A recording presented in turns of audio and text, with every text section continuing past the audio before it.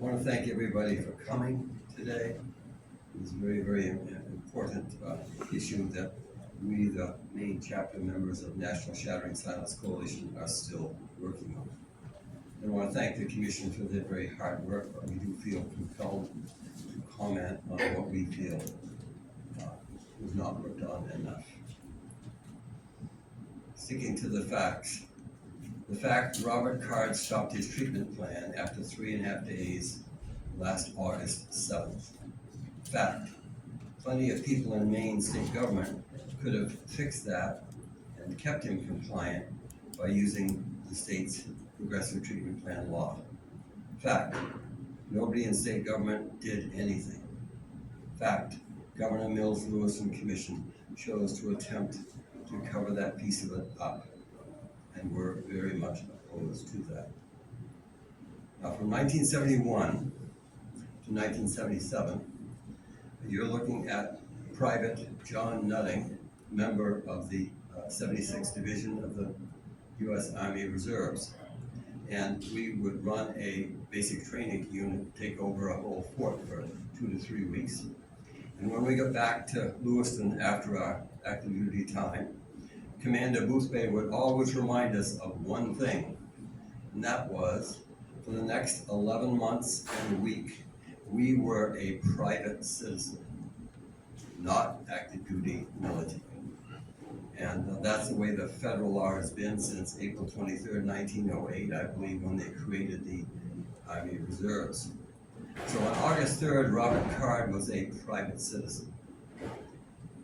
We agree with the attorneys representing the victims that it's time for accountability. We would add accountability from all branches of state government.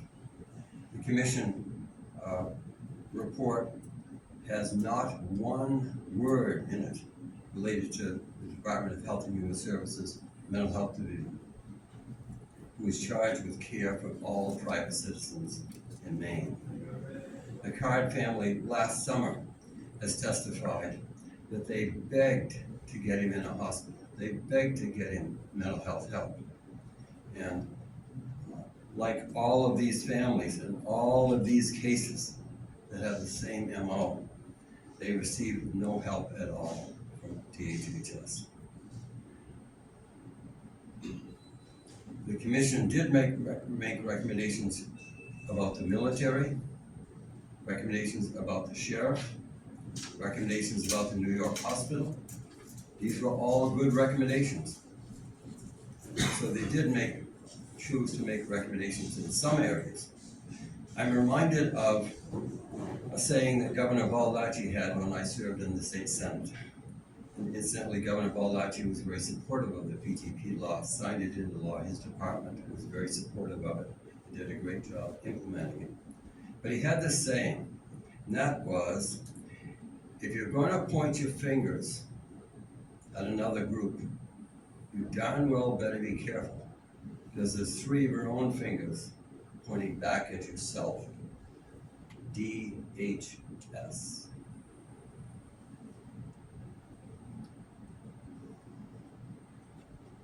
DHS needs to finally promote the use of Maine's progressive treatment plan so the public, parents, psychiatrists, hospitals, case managers, and law enforcement know the law is out there.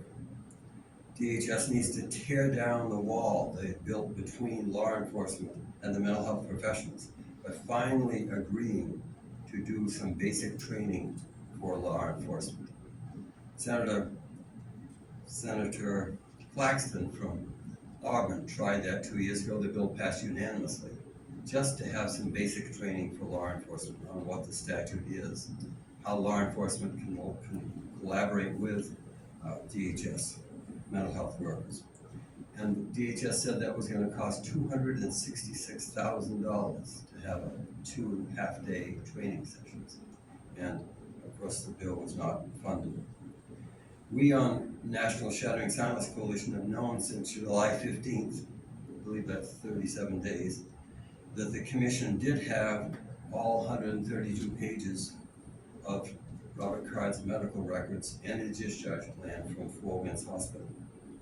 At least the commission did admit yesterday that they met with his doctor, that he had shown improvements on his diazepam treatment plan, and her desire to have him stay on his treatment plan. But the point that's most upsetting to us, to our National Shattering Silence Coalition, is the various headlines that are out there, like this. And the statement they made yesterday: the military and the sheriff failed to relieve the threat to the public. Like that's the only groups.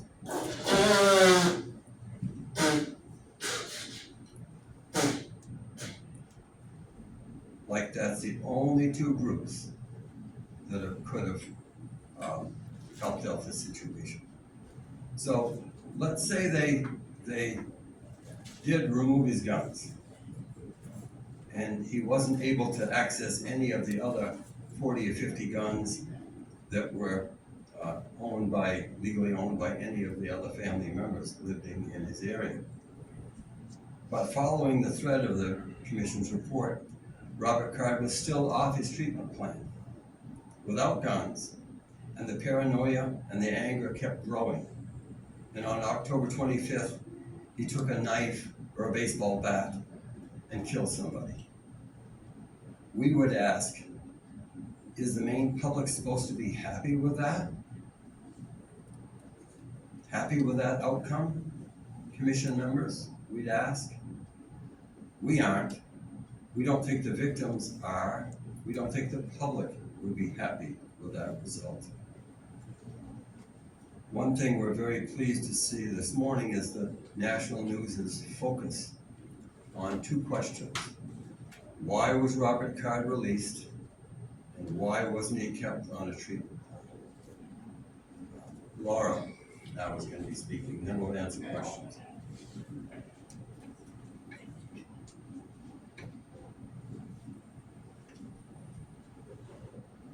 Thanks, John. Hello. My name is Laura Snider, and I'm speaking to you today on behalf of the Maine chapter of the National Shattering Silence Coalition.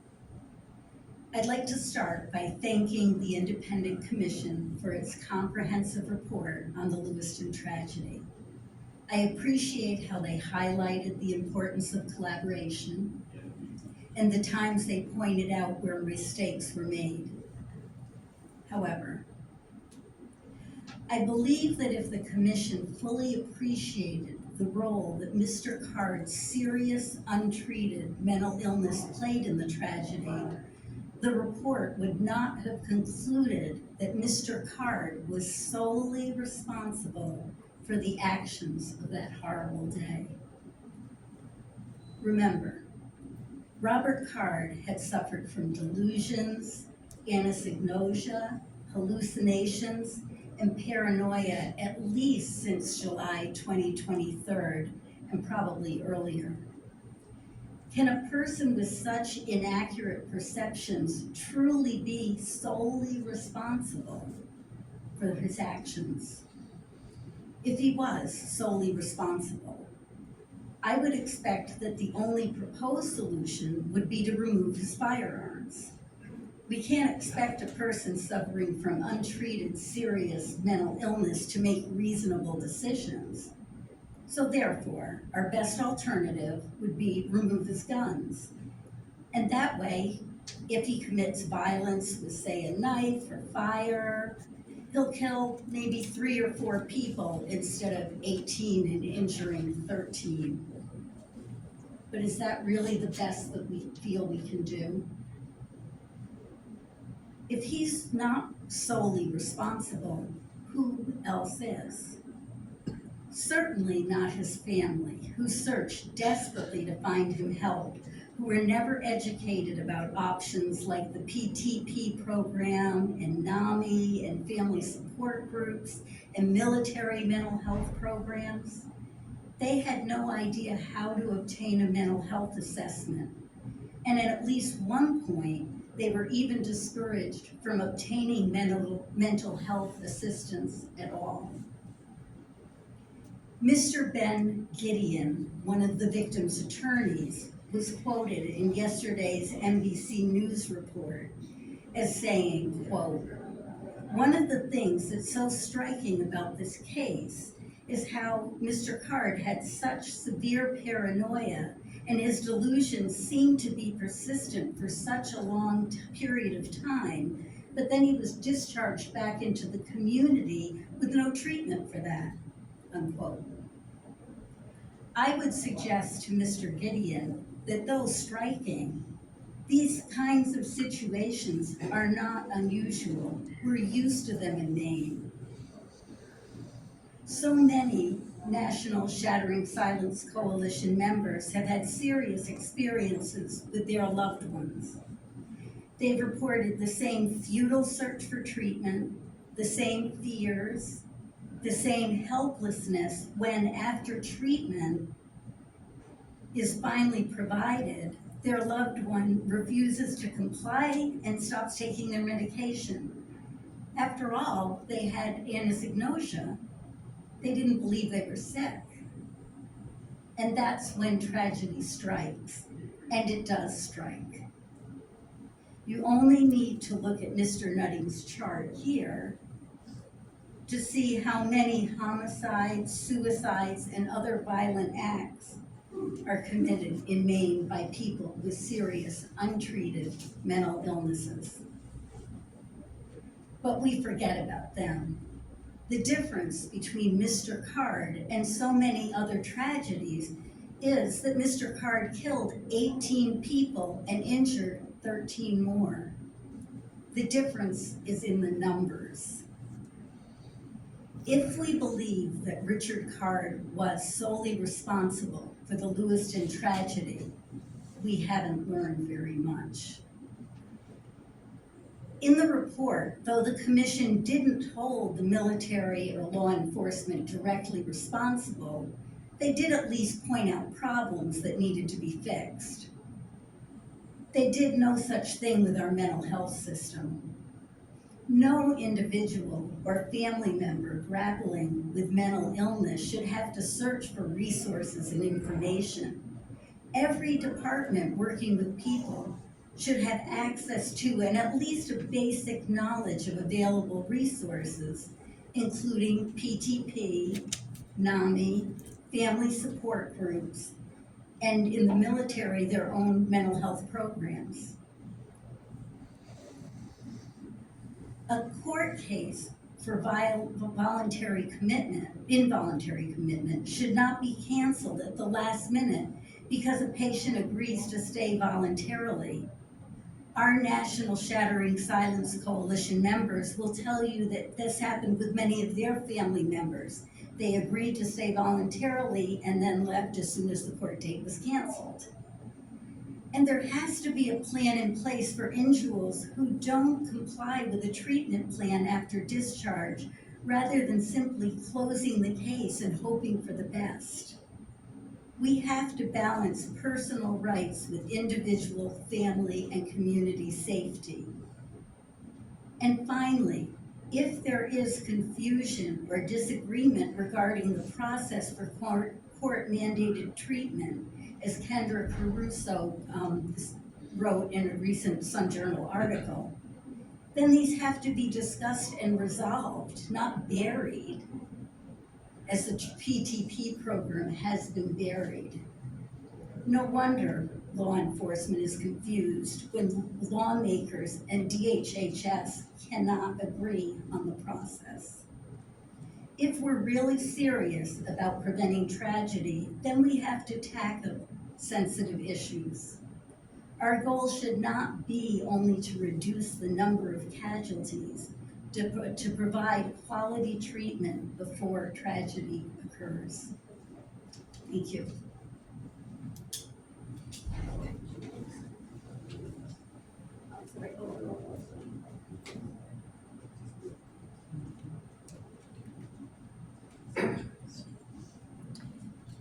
My name is Bob Staples. My son Brett died 2 weeks ago yesterday. his funeral yesterday. We're going to bury his remains tomorrow. We did not know about the PTP plan at all. My wife and I are livid because that possibly could have saved him. That's just, it's wrong. We have a program in the state that could have saved him, could have saved many people. We've got to do better. We need to do something.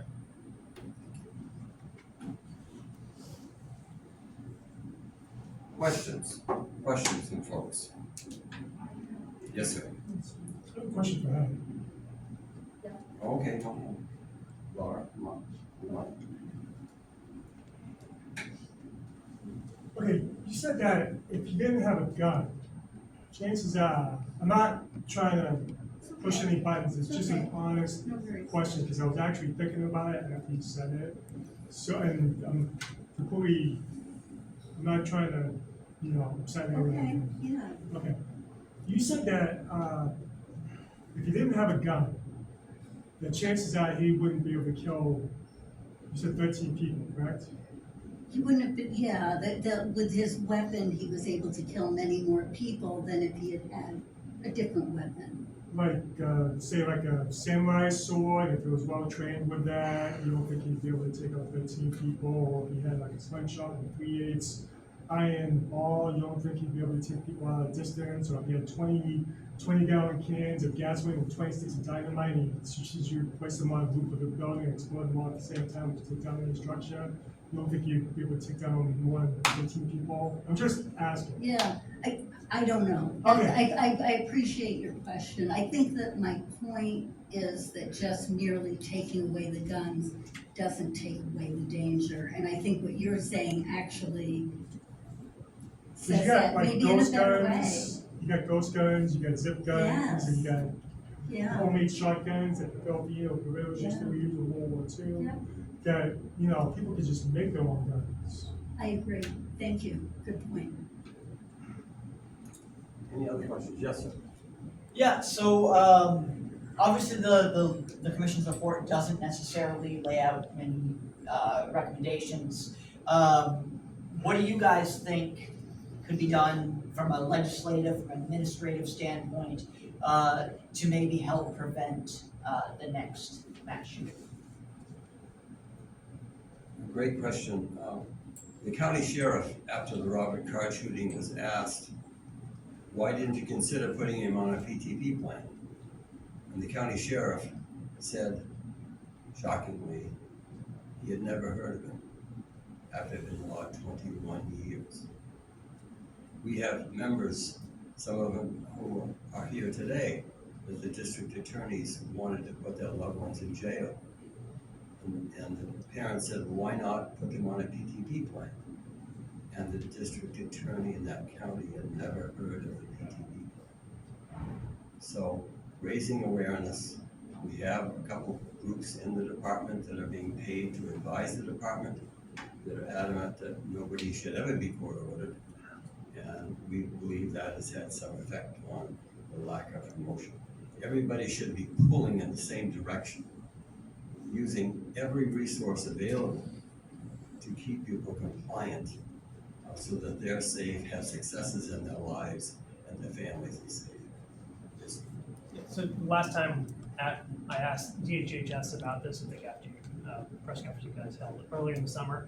The response I got was that DHHS has no statutory authority over the PTP, that it's a court-ordered program, that really they were kind of saying this is outside of their purview under the statutes. So how, you guys have? Yes, I'm amazed by that response, but I'm glad you pointed it out to us. Senator Claxton also passed a bill last session that passed unanimous that funded the legal fees for any member of law enforcement or any non-state hospital to initiate a PTP district court order. Now that's administered by the Department of Health and Human Services, Bureau of Mental Health. It's under their purview, like the PTP plan is as well. All the statutes are in the mental health section of the statutes about PTP. just like all the other federal statutes. It's under their purview. They may not want to have it. They opposed the funding bill of Senator Claxton, but it passed unanimously, and they are administering it now to try to make it easier for a non-state hospital or any member of law enforcement to initiate a PTP order if a family member comes to them and points out they have a family member in a crisis.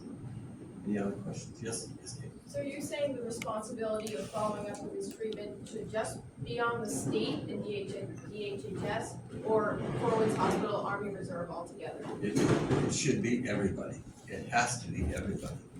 Fort Winds Hospital, even though he was a private citizen, I want to commend them. And they tried to keep reaching out to him. He wouldn't answer his phone. At that point, the family should have been able to call DHS and say, look, he was on a treatment plan, he's threatened a reserve unit, he's off his treatment plan, boom, they should have taken immediate steps. To me, one of the reasons, and that's my own theory here, is that they did release Mr. Card. One of the most aggressive states in the United States with their court-ordered plan is the state of New York. They call it cannabis law. Each state calls it something different. And they are very, very aggressive on making sure if somebody has been released from a hospital and is supposed to stay on a treatment plan, that they stay on that treatment plan. We should have that here. My statute was based largely off cannabis law because they were one of the first states in the country to do this. We now have 48 states that have different types of court-ordered treatment for those with anosognosia. We've used the term anosognosia just for everybody's education. The Maine Psychiatrists Association repeatedly has testified in Augusta, and Dr. Skinner today would confirm this if asked. But nationally, they feel about 60% of schizophrenics and 30% of bipolar have anosognosia, a total lack of awareness of their illness. They're not sick. They don't need to be in a treatment plan. They don't need to go to a walk-in center to be counseled. And so that's the type of people, that narrow people that have a very high percentage of causing tragedies or being a result of a tragedy or a suicide. That's what this law, and like all the other laws in the other states, are geared for. New York is very aggressive with their cannabis law. Michigan and California have just both radically increased the use of their court-ordered statutes. California's is called the Care Act. I forget what Michigan's is called, but the point is, it's tough for our members. Outpatient treatment first. Right. It's tough for our members to talk to parents in other states, and they're doing, really a much better job than Maine. And then we just keep having these case after case after case. I also want to compliment Mr. Staples on his courage. On coming here today. Any other questions? Yes, Kate. The governor has touted the funding for mobile crisis centers, mobile crisis teams, and that. Do you think that that's a good move, or do you think that's not enough? I agree with the Maine Psychiatrists Association and the Maine Association of Psychiatric Nurse Practitioners and the Maine Association of Social Workers that these welcome centers will help a lot of people that have awareness of their illnesses. But as far as helping those with anosognosia that are causing the tragedies or the result of tragedies, they are going to be absolutely worthless because they don't think they're sick. They're not going to go near them. And so it'll help the public get over the next tragedy, but it won't help prevent tragedies. We think this commission should have really focused on what could Maine have done better to prevent tragedies. Yes, a better police response is great, and better police coordination is great, but what can we do to prevent this from happening in the future? I would just like to say this. this is really a fascinating byline here. Panel, police, military failure led to school shootings. I would love to see all of the editorial boards in Maine write an editorial about and focus on why is it when John referred to, he spent 20 years trying to get the PTP program. Why in hell is this continuing? And one of the reasons is because Governor Mills has passed, which is good, what's called a waiver for the substance abuse disorders. Great. But, in my opinion, she's blocked a waiver for, quotes, for mental illness. That's been going on for a number of years. And this sadly, this bill here was unanimously approved by the Maine State Legislature, would have increased PTP programs, would have had the waiver instituted for, quotes, mental illness. I hate that damn outdated term. But it was blocked. Eventually, it was blocked. It was cast away. Okay? So, the last thing I want to say is this.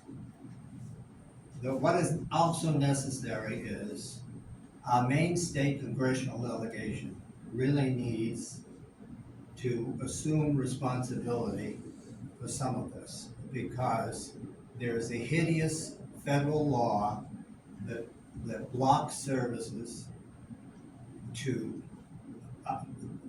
these people. And as a result, and not one of them has sponsored or co-sponsored a bill to end this nationwide. It is most hideous thing imaginable, because it's simply a symptom. It is simply a symptom of how these illnesses get treated. And the greatest tragedy is that individually, all of us pay, and collectively our society pays, and unfortunately our society participates in this destruction by not connecting the dots. And I really hope that all of you will connect the dots. It's not just a gun, it's not just one individual doing something. It's the failure of state laws and policies. It's the failure of the federal government and our Maine congressional delegation for not taking the lead according to their own, according to the Maine motto, to lead, but simply to ignore. And that's, so please put a spotlight on them. Thank you. Sir, can you give us your name? Give us your name, please. What's my name? Joe Pickering, from Bangor, and I can tell you that my son, Chris, died in a flame, in the flames. He has schizophrenia slash schizoid affective disorder. And he was on the PTP program. It was a very good program. This was 3 years ago, almost 3 years ago. And he progressed. And so he was let out, which was good, positive, necessary. And then at some point in time, after he had his own house, apartment, and then after a while, after a couple of years, he started to decline. And what was the result? Well, even though I was director of an agency, that was irrelevant. I could not get him because of Maine's antiquated laws. I could not get him back into the PTP program because of our outdated, terrible laws. And so the result was Chris continued to decline, and he was clearly out of his head. So the result was eventually he died in flames. And I think that our society really has to take responsibility for inaction. And our governor needs to take action positive rather than inaction. And our congressional delegation needs to do exactly the same thing. We've had Zoom meetings after Zoom meetings. We've had letters after letters, and it's like a granite wall, 10,000 feet high, and it's gotta be over. We gotta knock it over. We all ought to be working together to solve this hideous problem. And the best thing we can ever do is to stop calling these brain disorders mental health. The human body is one system from head to toe, and these are health issues. I think the Congress needs to buy, I need to contribute to Congress to buy a hall mirror so that when they develop policies that they can see, oh, this is not just this is not a mental health problem or a health problem. This is a total health system. But anyways, thank you very much. Any other questions for anyone today? Again, we're available afterwards, one-on-one, if anybody's interested. Yes, sir. Have you ever had how magnetic therapy clinics and frequency clinics help people with mental illnesses? Yes, that does help some people.